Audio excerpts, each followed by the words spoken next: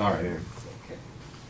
My dear classmates, I come before you today with a great sense of humanitarian responsibility to plead against an inhumane, egocentric, and murderous crime that is actually legal in many of the first world countries today. My own family doctor jokingly told me once that for humans it is called abortion, but for a chicken it's only an omelet. Yes, I'm fully aware of the controversial nature of this subject, and already I can tell there is a slight divide among you. When abortion is considered, chance and probability is all the unwanted child is reduced to. 50% chance of survival or 50% chance of death by abortion. For decades, this controversial topic has divided our country into two. And in the landmark case of Roe v. Wade in 1973, the United States had allowed the murder of children. In 1973, the United States legalized abortion. The Alan Guttmacher Institute, a population research group, reports that since then, over 50 million children have been aborted in the United States alone, with an additional 1.2 million annually. Think about this. 50 million children who would never be able to crack a smile. 50 million children who will never be able to run and play or have friends or the opportunities that you and I take so much for granted. But 50 million bodies of which who are already condemned to certain death could have provided the state with trillions of dollars in organ harvests, medical research, and slave labor, which could have improved our economy and not to mention saving countless lives. Abortion. How incredibly selfish. Of course, that last bit was a joke, but still, I cannot stay silent. I'll be using the United States as my primary example because we provide the most extensive and reliable collection of data regarding this subject. You see, our own Constitution guarantees the right to life, liberty, and the pursuit of happiness to all of its citizens. Are these unborn children not considered citizens as well, just because they're still inside of the womb? Are they not human beings just like us? The only reasonable answer is this. The baby is inside of that womb because it is there that the most ideal conditions are met for this unique, one-of-a-kind genetic sequence to grow. At that moment of conception, a never-to-be-created again DNA code is formed. After just 22 days, the baby experiences its first heartbeat with its own blood, mind you, not its mother's. And it begins to start developing its major organs. Just one single heartbeat is unquestionably a sign of life. In 4 weeks, the baby is able to suffer pain and can start to utilize its vocal cords. At the beginning of week 7, the baby now has a wide range of motion. It can swim and kick. And just 3 weeks after that, the baby can remember its mother's own voice and recognize his or her mother's favorite music. From months 5 to 7, the baby learns how to breathe, and from 7 to 9, the baby can relate to its mother's moods and can use 4 out of 5 senses. So the real question to be asked is this. If that thing inside of the womb is not alive, then why is it growing? By the very definition for something to be alive, the subject in question has to be able to grow. If that thing is not a human baby, then why in the name of science does it suck its thumb? The situation to me is appalling. When abortion first came out to the public, it was widely accepted and people supported it, but this was because they were falsely told that abortion would only be performed as a tool when the baby or the mother's life is in critical danger, or in extreme cases of rape and incest.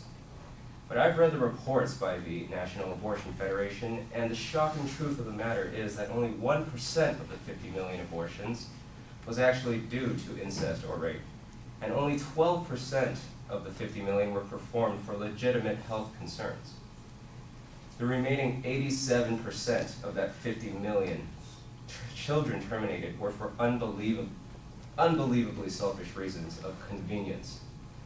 Reasons such as unaffordability, or deformities, or just because the child was simply unwanted.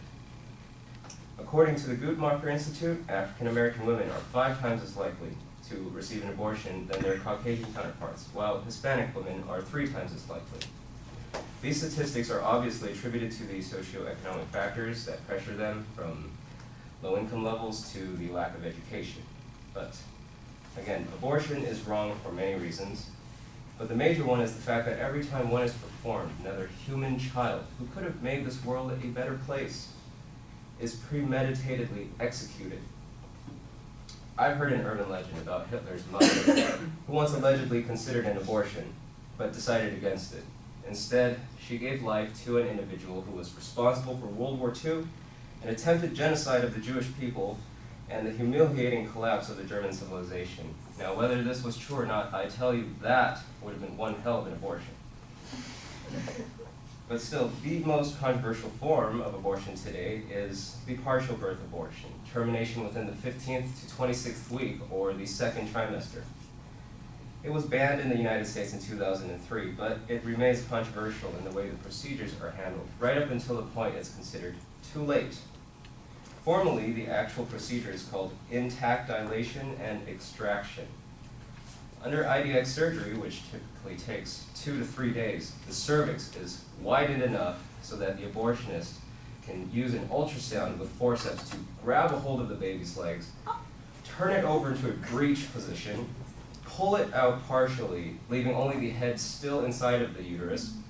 Then a pair of surgical scissors are jammed inside of the base of the skull, pulled open enough so that a gap is big enough for a suction catheter to be inserted. The poor child's brain is sucked out within seconds, causing the skull to collapse inside of itself, while just moments ago, the body of the kicking and twitching child goes limp. There are, of course, alternatives to abortion. There are morning after pills, condoms, and of course there is abstinence. But if you cannot discipline yourself away from sex and manage to get pregnant, there is still the option of adoption. Sadly, many do not choose this route, but for those that do, it is possible for the child to grow up in a loving and positive environment. Even that child knows that their biological mother and their biological father did not want them. At least someone else, somewhere else does. With adoption, the chances of success, not just survival, are infinitely better. Abortion is clearly an uncomfortable subject for many people. Just take a look around you today. There could be a chance that someone sitting next to you would not be here today, or a chance that maybe you would not be here next to them today. But your mothers have all made the decision to keep you, and for that, we should be grateful. Let us remember the ones who are not so lucky. And so, when the time comes, my friends, when you or your family faces a pregnancy, please remember to choose the positive 50% rather than the negative. Please remember to choose the egg, not the omelet. Please remember to choose life rather than death. Thank you.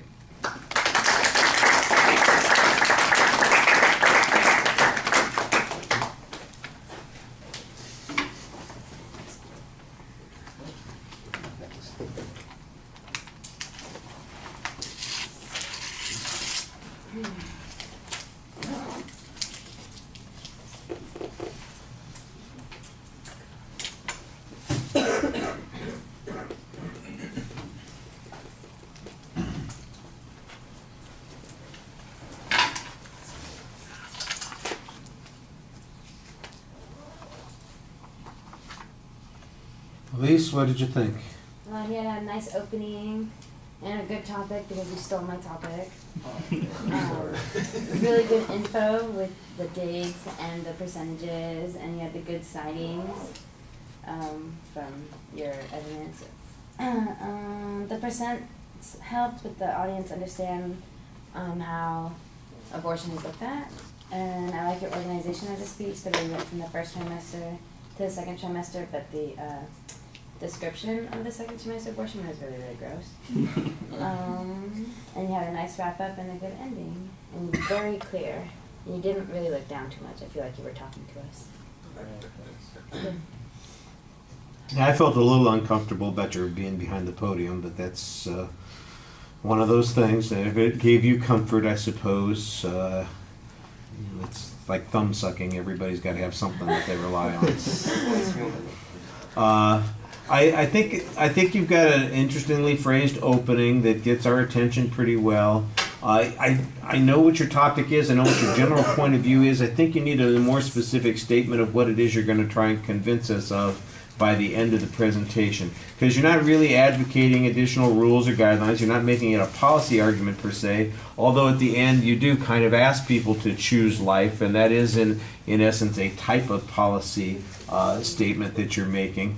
I think a lot of the argument focuses, especially in the beginning part of the speech, focuses on whether or not this is a life as we see as being valuable and having all these characteristics that identify it as life. There are clear moral judgments being made here. I think you need to talk about what the criteria is for making those judgments, and I don't know that you're doing much to respond to the potential rebuttal issues, except in the, you do argue the one thing about all these exceptions not really being the main justification on all of that, but there's also the question that comes up about you acknowledge that a lot of these things we're talking about, they're just an inconvenient child, so on and so forth, and the advocates of choice, for instance, always make the claim that it is a woman's body, it's her right to make those kinds of decisions, and you're not really challenging her right to make the decision, you're really trying to encourage her to make a particular decision, and I think that you need to confront that a little bit more directly. I did occasionally, I know you're making some attempts at putting in humor in the speech. They don't always work as well. I did think the Hitler joke worked better than that earlier one where you were talking about slavery and all that stuff. That just seemed weird, the first one that you made the reference to. However, the thing about Hitler, for instance, that goes from one thing to all of a sudden the description of partial birth abortion. I'm going, wait a second, there's been a transition, there's been a change in topic here that's just like, it feels completely disconnected from what was going on before. So, I think that there are a couple of organizational issues that are going on there. The delivery issues, I think you have a good variety in your voice, and the pacing and the delivery is fine. Like I said, sometimes you use your intonation to suggest humor or sarcasm. It might need to be a little bit sharper or distinct so that we can pick that out. Your audience contact is solid. It did feel, like I said, a little strange that you're behind the podium the whole time. All right. Thank you.